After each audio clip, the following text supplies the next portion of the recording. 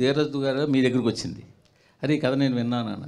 అసలు మీకు అంత నచ్చిన కథ మొదట్లోనే అప్పుడే వచ్చినప్పుడు ఎందుకు దాన్ని ఎందువల్ల వెనక్కి వెళ్ళిపోయి మళ్ళీ ఈ విధంగా రావాల్సి వచ్చింది? మధ్యలో ఫస్ట్ వెబ్ ఒరిజినల్గా తీద్దామని అనుకుని మొదట్లో విన్నానండి. విన్నప్పుడు ఒక బడ్జెట్ ఏదో అనుకున్నాం, దానికి దీన్ని మంచి సినిమాగా అలా తీయడం ఇది కరెక్ట్ కాదు, మంచి యాక్టర్స్ కావాలి, దీన్ని సినిమాగానే తీద్దాం అని అప్పుడు పాసులో పెట్టాం. ఆ సినిమాగానే తీద్దాం అనుకున్నప్పుడు అప్పుడప్పుడు ఈయన కనపడుతున్నారు, నేను అడుగుతూనే ఉన్నాను. ఈ మధ్యలో ఇద్దరం తీద్దామని ఇంకో కథ మీద కూడా వర్క్ చేశాం.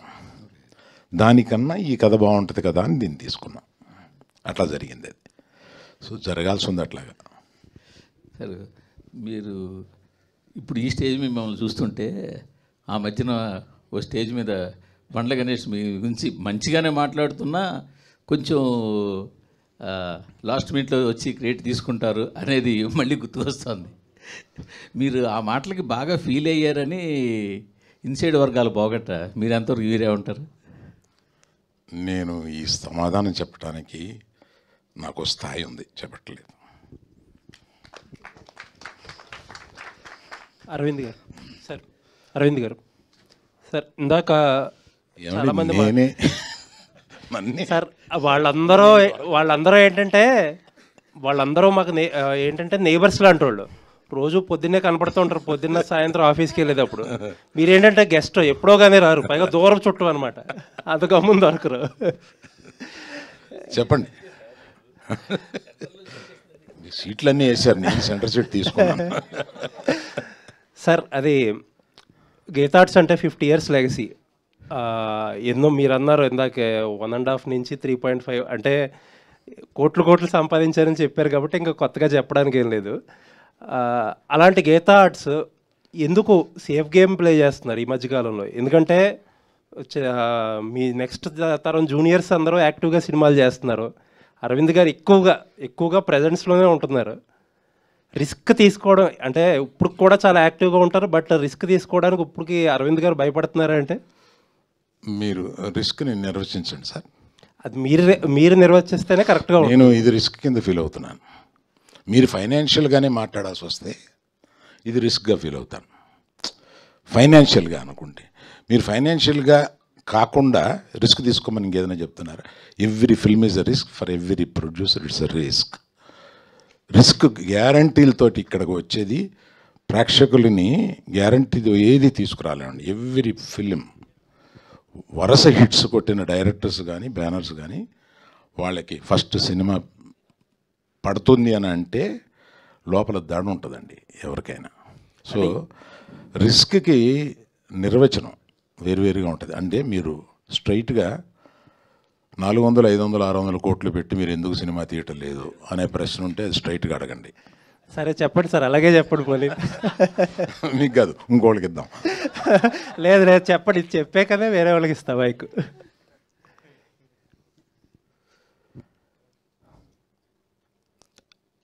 అర్జున్ తోటి చరణ్ తోటి తీయాలండి, తీసి రెమ్యునరేషన్ ఇవ్వాలి, అది ఇంటికే వస్తుంది. బయట వాళ్ళు ఇస్తే ఇది ఇంటికే వస్తుంది. నాది నేను ఇచ్చుకోవడం కన్నా బయట వాళ్ళు తీసుకుని బయట వాళ్ళు డబ్బులు కలెక్ట్ చేస్తే బాగుంటుంది అనుకుంటున్నారు. Right sir, thank you. Arvind garu, మీరు ప్రమోషన్లో ఉన్నారంటే ఏదో రకంగా దాన్ని వైరల్ చేస్తారు, కాకపోతే ఒకటి మాత్రం మిస్ అవుతున్నాము. ఈ ప్రమోషన్స్లో ఎక్కడా కూడా మీ డ్యాన్స్ చూడలేకపోయాం మేము. రష్మిక ఉంటే చేసేవాడిని. అయితే మీ బ్యానర్లో నెక్స్ట్ అల్లు అర్జున్ గారిది సరైనోడు 2 అని చెప్పేసి ఒక వార్త హల్చల్ చేసింది. సో ఇందాక ఇప్పుడు మీరు అన్నారు కదా బయట వాళ్ళతో చేయాలనుకుంటున్నానని చెప్పి, బట్ ఆ సినిమా మాత్రం ఖచ్చితంగా గీతార్ట్స్లోనే జరిగే అవకాశం ఏమైనా ఉందా? ఆ సినిమా అంటూ తీస్తే గీతార్ట్స్లోనే జరిగే అవకాశం ఉందండి. రాహుల్ గారు బేసిక్గా ఒక కొత్త డిఫరెంట్ పాయింట్ టచ్ చేసినప్పుడు రిలీజ్ తర్వాత అప్రిషియేషన్ అనేది వస్తుంది డైరెక్టర్ కానీ మేకర్స్ కానీ. లైక్ ఈ సినిమా గురించి మీరు అన్నట్టు కొంతమంది చూశారు, ఇండస్ట్రీలో కూడా మాట్లాడుకుంటున్నారు, ఏదో డిఫరెంట్ పాయింట్ టచ్ చేశాడు, చాలా బాగుంది, క్లైమాక్స్ చాలా బాగుందని. సో అప్రిషియేషన్ వస్తుంది, రిలీజ్కి ముందే మీకు వచ్చేసింది. సో ఎలా ఫీల్ అవుతున్నారు ఆ పాయింట్ గురించి? ఇదంతా ఇప్పుడు రిలీజ్కి ముందే ఇంతమంది మాట్లాడడం, ఇండస్ట్రీలో కూడా మాట్లాడుకోవడం? అంతే అంతే నిజంగా. అంటే ఒకటేనండి, మా ప్రొడ్యూసర్సు అది ఫస్ట్ డేనో సెకండ్ డేనో థర్డ్ డేనో ఏదో ఒక రోజు నాకు ఫోన్ చేసి ప్రాఫిట్లో ఉన్నామని చెప్పేంత వరకు టెన్షన్ అయితే పోదండి. That is the most important thing. నమ్మి డబ్బులు పెట్టిన ప్రొడ్యూసర్స్కి డబ్బులు తిరిగి రావాలి. సో అప్పటి వరకు ఖచ్చితంగా టెన్షన్ ఉంటుంది. అండ్ అంతకన్నా జనాల దాకా ఇంకా వెళ్ళలేదు కదా. సో జనాల దాకా వెళ్ళేటప్పుడు వాళ్ళ రియాక్షన్ ఏముంటుంది, వాళ్ళు ఎలా రిసీవ్ చేసుకుంటారనే టెన్షన్ అయితే ఎప్పుడు ఉంటుందండి. So waiting for the release.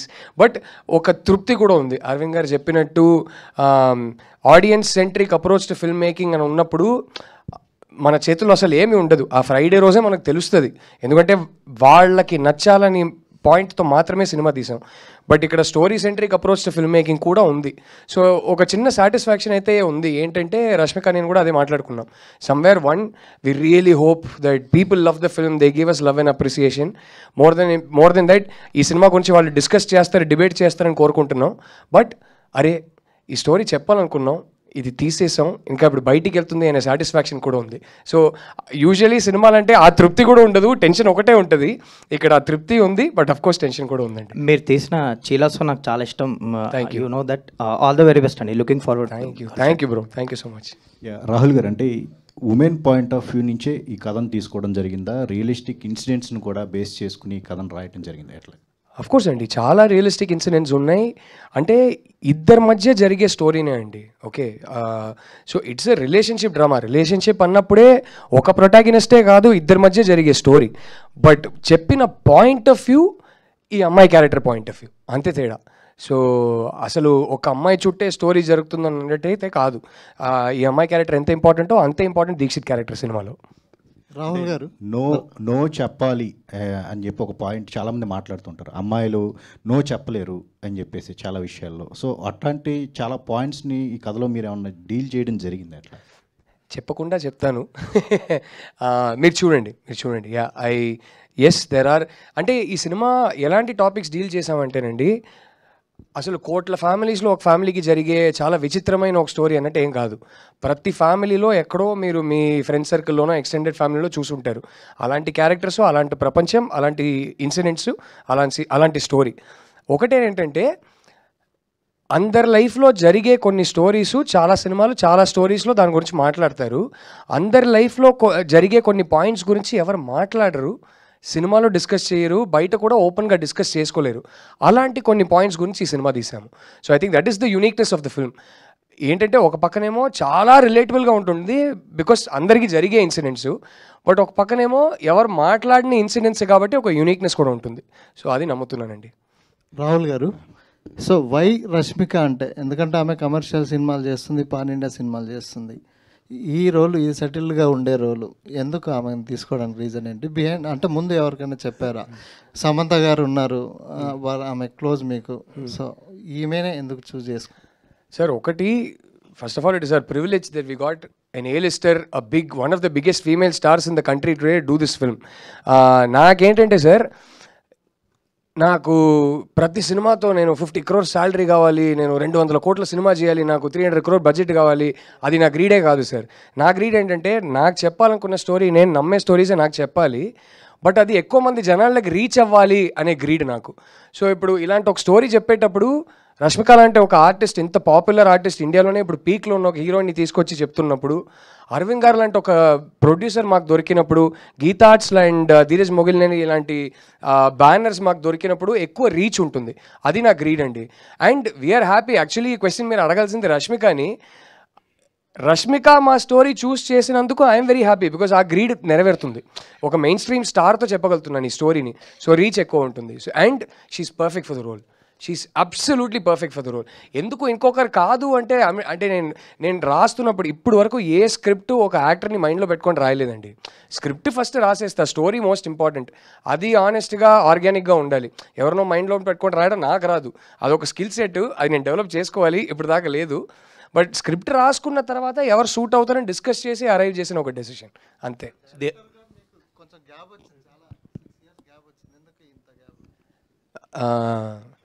సార్కి ఒక చాలా famous Indian super star son ఉన్నారు, ఆయన ఒక సినిమాలో మంచి డైలాగ్ చెప్పారు, గ్యాప్ ఇవ్వలేదు వచ్చిందని, అంతే, అదే జరిగింది. ధీరజ్ గారు ఈ క్వశ్చన్ ప్రొడ్యూసర్ ధీరజ్కి కాదు, డిస్ట్రిబ్యూటర్ ధీరజ్కి. సార్ జనరల్గా అంటే సినిమా ఇంకా అయిపోయింది, ప్రమోషన్స్ అయిపోయినాయి ఆల్మోస్ట్, ఒక రోజులో రిలీజ్, ఇంకా మేబీ రేపు ప్రీమియర్ కూడా వెళ్తారు అనుకుంటా మీరు. సో ఒక బిగ్గెస్ట్ ఫీమేల్ సూపర్ స్టార్ ఉన్నారు మీకు సినిమాలో, కంటెంట్ కూడా అరవింద్ గారి దగ్గర నుంచి అందరూ కూడా స్టాంప్ వేసి పంపించారు, మంచి కథ మంచి కథ అని ఊరిస్తున్నారు. మీరు ఇప్పుడు వరకు ఇచ్చిన కంటెంట్లో, మీరు చేసిన ప్రమోషన్స్లో ఎంతవరకు సక్సెస్ఫుల్గా సినిమాని ఆడియన్స్లోకి తీసుకెళ్ళామని అనుకుంటున్నారు? డిస్ట్రిబ్యూటర్గానే చెప్పండి, ప్రొడ్యూసర్గా వద్దు. అంటే మేము చేయాల్సిన ఎఫర్ట్, మేము పెట్టాల్సిన ఎఫర్ట్ మ్యాక్సిమం పెట్టాం సార్. బట్ నేను ఒకటి బిలీవ్ చేసేది ఏంటంటే, మేము చేసే ప్రమోషన్తో రీచ్ ఎంత వెళ్తుంది కన్నా సినిమా ఒక షో పడితే దాని రీచ్ 100 times ఉంటుంది అనేది ఫస్ట్ నుంచే నా నమ్మకం సార్. కానీ అలానే మనం ప్రమోషన్ చేయకుండా ఉన్నాం కదా, మేము పెట్టాల్సిన ఎఫర్ట్ మ్యాక్సిమం పెట్టాము, ఆడియన్స్ దగ్గరికి తీసుకెళ్తున్నాము. షో పడ్డాక అది 100 times యాంప్లిఫై అవుతుంది సార్, అది నా నమ్మకం. All the best. Thank you. Arvind garu ఇక్కడ సార్, బేసికల్లీ ఇప్పుడున్న తెలుగు ట్రెండ్ అంటే తెలుగు సినిమాల ట్రెండ్ ప్రకారం చూస్తే కనుక స్టోరీ ఉన్నా లేకపోయినా ఎలివేషన్స్, ఒక 4 సాంగ్స్, 4 ఫైట్స్, ఆ తల నరికే సీన్స్ కావచ్చు, వీటి మీద ఎక్కువ డిమాండ్ ఉంది ప్రజెంట్ మనం సక్సెస్ అవుతున్న కమర్షియల్గా కూడా సినిమాలు చూస్తే. బట్ మీరు ఒక ఫిమేల్ సెంట్రిక్ మూవీని తీసుకొస్తున్నారు, ఇది కమర్షియల్గా కూడా సక్సెస్ అవ్వాల్సి ఉంది, ఎందుకంటే అయితేనే నెక్స్ట్ వచ్చే మూవీస్ ఉంటాయి. సో కమర్షియల్గా సక్సెస్ పరంగా ఎట్లాంటి డీల్ చేస్తున్నారు మార్కెట్ తోటి? మీ ప్రశ్నగా చేయండి దాన్ని, స్టేట్మెంట్ కాకుండా ఒక ప్రశ్నగా చేస్తే నేను సమాధానం చెప్పడానికి బాగుంటుంది. సరే, మీరు అలా అనుకుని కూడా చెప్పొచ్చు, ప్రాబ్లం లేదు. మీ క్వశ్చన్ ఏంటి? అంటే యాక్చువల్లీ కమర్షియల్గా ఇప్పుడు మనం పరదా సినిమా చూసి, అంటే మూవీస్ నేమ్స్ ఇక్కడ చెప్పకూడదు, ఫిమేల్ సెంట్రిక్ మూవీస్ ఏవైతే ఉన్నాయో, హీరోయిన్ ఓరియంటెడ్ మూవీస్, వాటిని కమర్షియల్గా తీసుకెళ్ళడానికి చాలా రిస్క్. అది ప్రొడ్యూసర్స్ కావచ్చు, ఎంత మంచి సినిమా అయినా, ఎంత పెద్ద స్టార్ హీరోయిన్ ఉన్నప్పటికీ కూడా. సో కమర్షియల్గా ఈ సినిమాని ఎట్లా వర్కౌట్ చేసుకోవడానికి ఎలా డీల్ చేస్తారు అని అడుగుతున్నాను నేను. మీరు కోర్టు సినిమా చూశారు కదా, కమర్షియలా కాదు, కంటెంట్ నచ్చింది. కంటెంట్ నచ్చి కనెక్ట్ అయితే తప్పనిసరిగా చూస్తారని నమ్ముతాం. That's all. Okay, great. Rahul గారు, సో ప్రజెంట్ ఏదైతే జనరేషన్ ఉందో వాల్యూస్ పరంగా చాలా తగ్గుతుంది అనేది, ఇటు ఫ్యామిలీస్ పరంగా కావచ్చు, బయట లవర్స్ అవునా ఎవరైనా కానీ ఉంది, ఆ టాక్ అనేది వినిపిస్తుంది కదా మనకి. సో ఇప్పుడున్న జనరేషన్కి వాల్యూస్ పరంగా ఎట్లా యూజ్ అవుతుంది అంటారు? ఎందుకంటే ఇదంతా కూడా విమెన్ సెంట్రిక్ లాగే అనిపిస్తుంది వన్ సైడ్లో, బట్ ఆయన రోల్ని మనం పక్కన పెట్టలేము. అది లాస్ట్లో హీరోయిన్ నో చెప్తుందా లేకపోతే ఏమవుతుంది అనేది పక్కన పెడితే వాల్యూస్ పరంగా ఎలా ఉండబోతుంది? ఈ సినిమా ఏ టైప్ సినిమా అంటే, ఈ సినిమా డీల్ చేసే టాపిక్స్ ఎలాంటిదంటే 10 ఏళ్ళ ముందు కూడా రెలవెంట్, ఇవాళ కూడా రెలవెంట్, నాకు తెలిసి 10 ఏళ్ళ తర్వాత కూడా రెలవెంట్ ఉంటుంది. కొన్ని టాపిక్స్ ఒక అమ్మాయి ఒక అబ్బాయి మధ్యలో ఉన్న రిలేషన్షిప్లో కొన్ని టాపిక్స్ కాంటెక్స్ట్ ఎలా ఉంటాయంటే, ఒక 5 yearsకి ఒకసారి జనరేషన్ బట్టి మారుతూ ఉంటుంది. కొన్ని టాపిక్స్ ఎలా ఉంటాయంటే అది ఎప్పటికీ మారవు. ఈ సినిమా ఎప్పటికీ మారని ఆ టాపిక్స్ గురించి. So I don't think that will be an issue for us. And ఈ జనరేషన్స్కి వాల్యూ తగ్గుతుందని అయితే నేను చెప్పనండి. అంటే ఒక్కొక్క జనరేషన్కి ఒక కల్చరల్ కాంటెక్స్ట్ వేరే ఉంటుంది, వాళ్ళ మైండ్ సెట్టే వేరు. సో మన జనరేషన్లో ఉన్న కొన్ని వాల్యూస్ వీళ్ళకి పోయాయి అనిపించినప్పుడు వాల్యూస్ తగ్గిపోయాయని అనుకుంటాం, బట్ వాళ్ళ మైండ్ సెట్ వేరు. I think we should first make an effort to understand them rather than judge them. So it is a film that doesn't judge this generation at all. It tries to understand them. So sir, Arvind garu, మీరు అడిగిన దానికి extension చెప్తాను. Question is very good. ప్రతి ఇంట్లోనూ 10 ఏళ్ల క్రితం, 20 ఏళ్ల క్రితం, 10 సంవత్సరాల తర్వాత కూడా జరిగే విషయాన్ని ఇదివరకు మాట్లాడుకునే వాళ్ళం కాదు, ఇవాళ మాట్లాడుకుంటున్నాం. రేపు ఎలుగెత్తి మాట్లాడతాం. ఆ రేపు ఎలుగెత్తి మాట్లాడేది ఇవాళ మేము మాట్లాడుతున్నాం, అంతే. అంటే రాహుల్ గారు, ఇప్పుడు సార్ చెప్పారు కాబట్టి, అంటే ఇది ఎక్కడైనా జరిగిన సంఘటన సార్? అంటే ఏదన్నా దీనికి రీజన్ ఏంటి అసలు?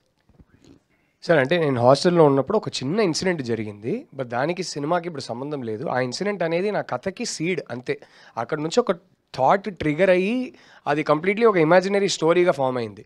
సో ఈ మొత్తం సినిమా ఒక జరిగిన ఇన్సిడెంట్ మీద బేస్డా అంటే కాదండి. సార్ అరవింద్ సార్, మొన్న ట్రైలర్ లాంచ్లో మీరు విజయ్ దేవరకొండ కానీ ప్రీ రిలీజ్ ఈవెంట్కి తీసుకొస్తున్నారు, కానీ ఈవెంట్ చేయట్లేదు, ఎందుకు సార్? రష్మిక రానప్పుడు విజయం వస్తాడండి. రష్మికకి విజయ్ అలా కాదు కదా సార్, మీరు విజయ్ దేవరకొండ గారు తీసుకొస్తా అని చెప్పారు. సక్సెస్ ఫంక్షన్ తీసుకొస్తామండి. రష్మిక హీరోయిన్ కనుక ఆయన్ని పిలిస్తే రెలవెంట్గా ఉంటుందని అనుకున్నాను. ఆమె లేనప్పుడు ఇంక రెలవెన్స్ ఏముంది. Okay sir. విజయ్ గారు అదే గీతా గోవిందం కాంబినేషన్ కాబట్టి పర్టికులర్గా మా బ్యానర్కి వాళ్ళిద్దరి కనెక్షన్ ఉంది కాబట్టి దాని మీద మాట్లాడుతున్నాను.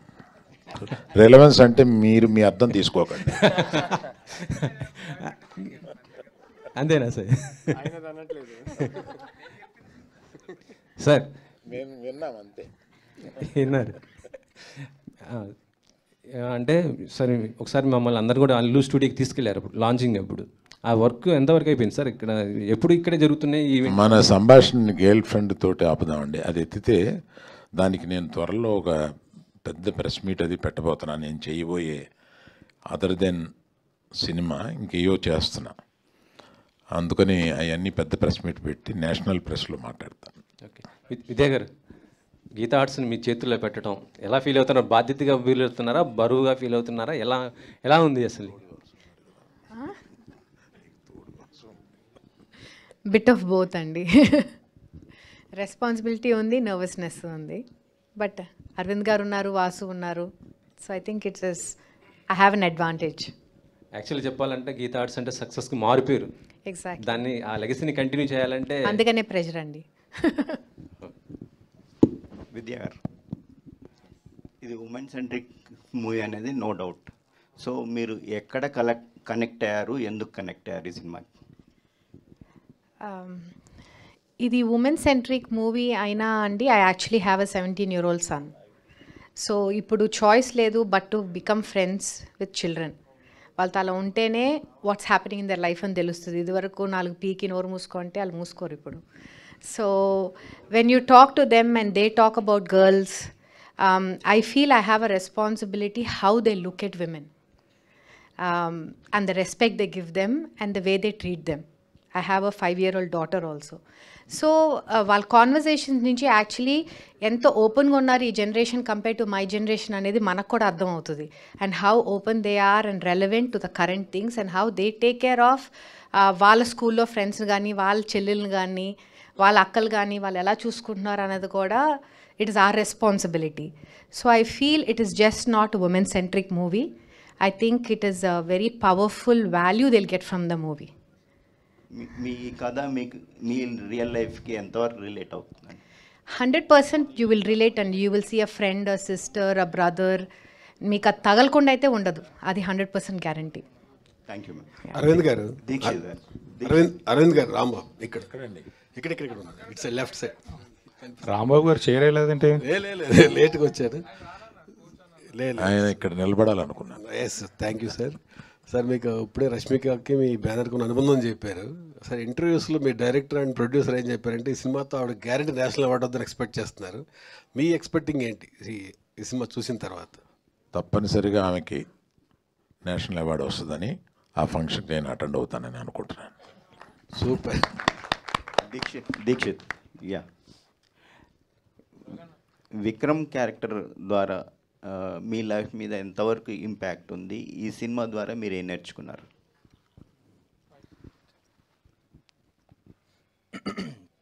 కొన్ని అంటే విక్రమ్ క్యారెక్టర్ చేస్తూ గర్ల్ ఫ్రెండ్ సెట్లో రాహుల్ సార్ని మీట్ అయిన తర్వాత కూడా కొన్ని విషయాలు మారిందండి. The way I see things has changed a bit. And I think మన యాక్టర్ లాగా ప్రతి క్యారెక్టర్ చేసినప్పుడు will not be the same.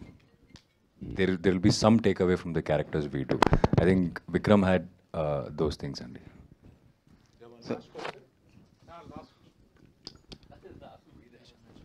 Hesham ji, hi. What kind of experiment you did for this girlfriend? I think it was very easy process working with Rahul Garu. Because the emotion he was trying to convey through the characters was purely romantic, and the conflicts that is happening in the film. So all the 4 songs that has the last song is going to come out today, which you all heard. Every song is very romantic, romantically and deeply written, lyric-wise and melody-wise. So it was a very straightforward process. But having said this, after I watched the film, just like everyone has said, I'm actually in the world of Vikram and Bhuma. So music is only one aspect of the film, and I think Rahul has done a phenomenal job in making this into a cinema for the next couple of years, which everyone will be talking. I'm glad to be part of the project. No, it was a very straightforward process. Yeah. Thank you. Thank you, media, for your questions, and thank you so much, team. And yes, save the date, November 7th, the girlfriend, like మీ అమ్మాయిలందరినీ పలకరించడానికి big screen మీద మిమ్మల్ని కలుసుకోవడానికి